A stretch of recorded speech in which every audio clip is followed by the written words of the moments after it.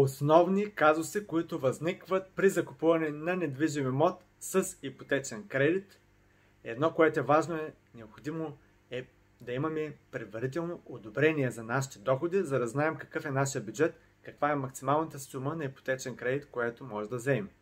Втори важен казус е да си предвидим допълнителните разходи, които възникват по сделката. Освен цената на имота, плащаме при нотариуса около 4-4,5%, брокерски услуги, допълнително такса за разглеждане и одобрение на документи към банката, допълнително пазарна оценка на имота. Трябва да предвидим тези разходи, да предвидим, че максимално допустимия кредит, който може да вземе, е 85% от пазарната оценка на недвижимия имот. Другото е важно, че нетният чист месечен доход, който получаваме, максимално 50% от него може да бъде за всички задължения, които имаме. Ипотеката плюс ако имаме потребителски кредит, стоки на изплащане, кредитна карта или нещо друго.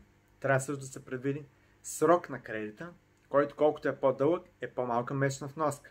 Но дължината на срока зависи на колко години сме, защото максималният срок в повечето банки е до 70 години. Втория фактор, някъде има и 65. Друг фактор, който зависи е месечната вноска, която може да се позволим. Друго, че в момента всички лихви за дълъг период са променливи лихвени проценти, което означава, че при повишение на лихвите може да се увеличи нашата месечна вноска. Важно е да определим бюджета, да си предвидим допълнителните разходи, да си предвидим месечната вноска, срока, за който желаем да вземем ипотечен кредит и да предвидим, че пазарната оценка на имота, който желаем да закупим, всъщност дали позволява и нашите спестени пари, нашата първоначална вноска или самоучастие, което имаме, дали позволява да закупим желания от нас имот, като е доста добре да направим едно предварително одобрение на доходите ни, оценка на кредитоспособност. Важно е да имаме чиста кредитна история, да работим на постоянен договор, да имаме повече от 6 месеца на текущо работно място. Това са основните казуси, които възникват при закупуване на недвижим имот с ипотечен кредит. Оставете коментари и задавайте въпроси.